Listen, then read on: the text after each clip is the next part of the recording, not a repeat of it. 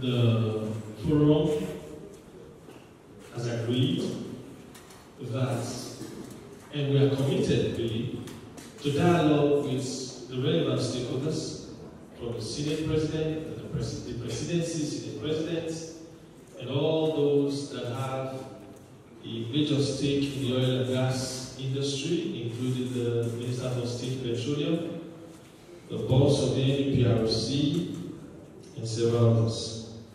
Sustainable development, we're calling for sustainable development initiatives that directly benefit the communities in the Niger Delta.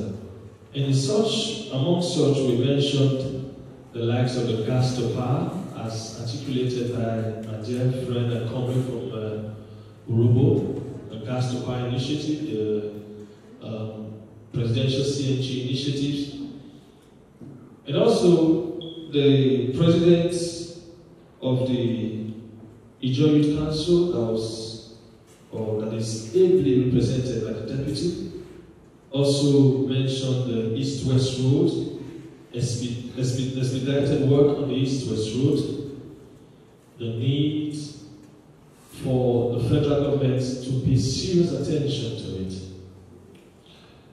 We also mentioned the coastal road, the construction of the coastal road. Now, while it is ongoing in the southwest and other locations, it must also commence and begin in the Niger Delta. Transparency and accountability. And I think the president of Yoruba Youth Council, Yoruba Council of Youth, in the transparency, he talked about the audits, where we must call for an audit. What really is the quantum or the quantity of oil that is produced here, before we can even say this is what we want. But right now we're blindly, as it were, mentioning the percentages. We also talked under the transparency and accountability forum discussed about, with reference to the joint committee to probe that was set up by the National Assembly, with the Senate and the House of Representatives, to probe the importation of adulterated fuel products, petroleum products, and other related matters. That probe should be transparent and made public before we can take some more informed stand. We talked about mainstreaming and legalization of artisanal refineries or refining through modular refineries. The ongoing imbroglio between the Dangote refinery and the NNPCL has also reawakened our call for local refineries to be encouraged, including the artisanal, the modular refineries, and all necessary backups, both legislation, should be given to it. We also mentioned the full and serious implementation of the PIA, the Petroleum Industry Act of 2021, especially Section 235, that talks about the host community development trusts. And we agree that we want to see, we're calling on the IOCs and all the relevant stakeholders referred to as settlers in the same PIA Act to immediately take steps, whatever step they want to take, so that our communities will start benefiting the 3% from their previous year's expenditure that is supposed to be held in an escrow account in trust. I think, Barrister, that is what it is for the communities. And we also emphasize the fact that as Niger Deltans, nobody needs to just have to protest, because we are protests, we've been protests. And for a very long while, even those before us have been protesting and agitating for several issues as they affect us. So today, in this hall, are selected leaders from various ethnic nationalities across the Niger Delta region. We're starting the conversation today because herefrom we will have an enlarged forum where we will bring other members and other stakeholders in the Niger Delta region. Suffice to say that today it is a brainstorming session on certain salient issues as recently cropped up. And we'll begin straight away from our agenda. In the last few weeks, both local and international news media have been awash with a very sensitive issue which has to do with the Dangote refinery and the NNPCL, the Nigeria National Petroleum Corporation Limited, with regards to crude oil supply, refinery, refining of products. These are issues that have seen so many points put out there. So much so that a joint committee of the National Assembly has been set up to investigate certain allegations, including the importation of adulterated petroleum products, the non-supply of crude to local refineries. These are issues that are of national interest.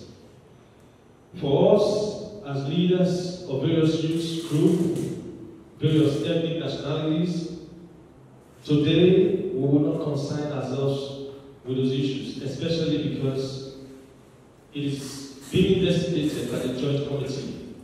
And so we do not want to preempt them, and we are hopeful that at the end of the investigation, the facts of the matters will be made public, and then we can take more informed decisions.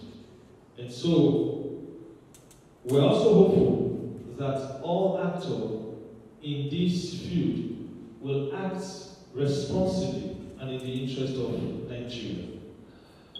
But suffice to say that this presents an opportunity for us to renew our call for an age-long agitation, which even those before us began yesteryears.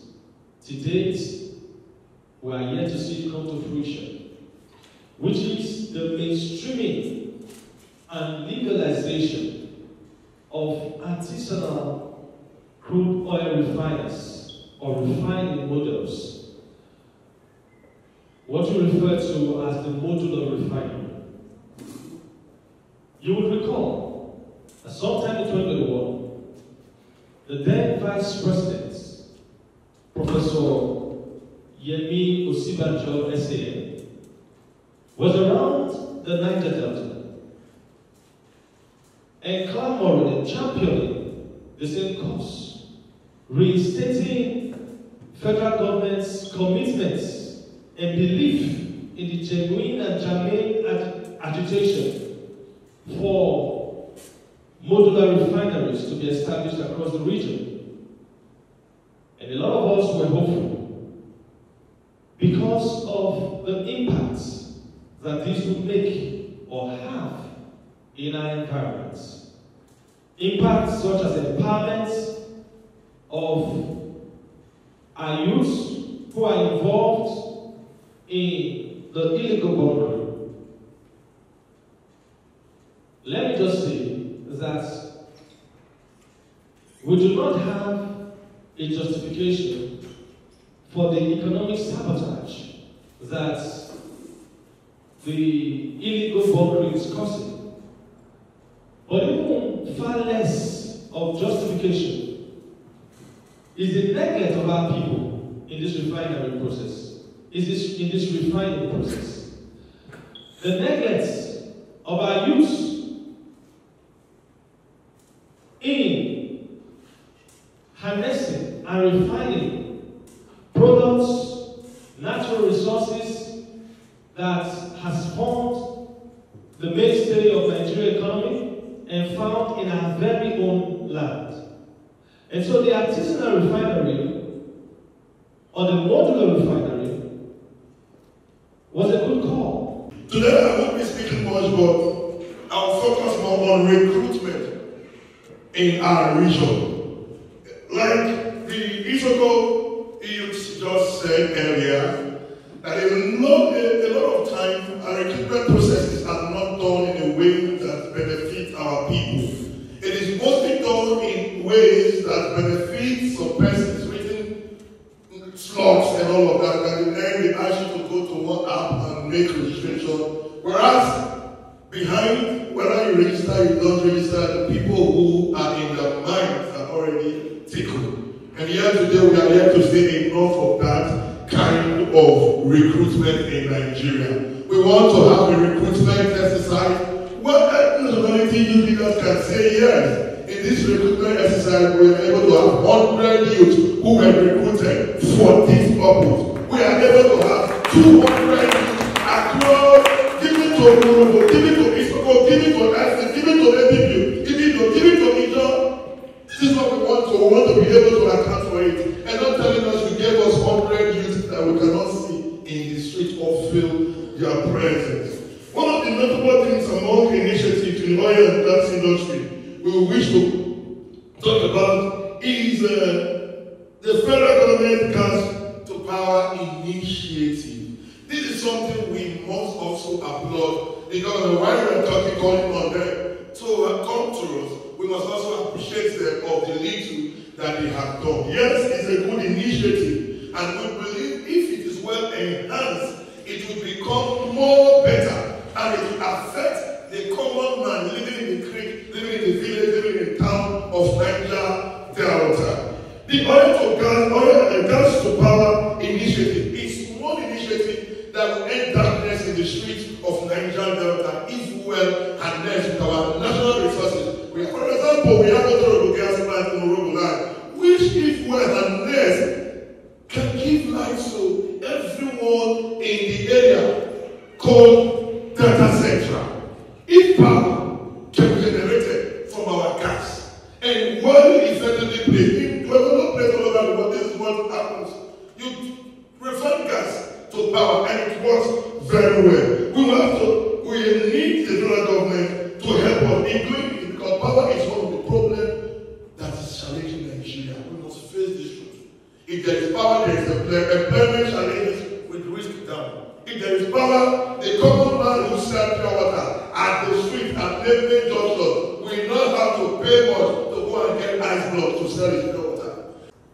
Our engagement here is serious and very vital. As youth leaders from the Niger Delta, we met about a few days ago while this nation was at the peak of an hunger protest. We engaged, brainstormed, and consulted widely with our leaders. And first, we can't go on the streets to put forth our demand in the tag of bad governance or hunger protest at its way.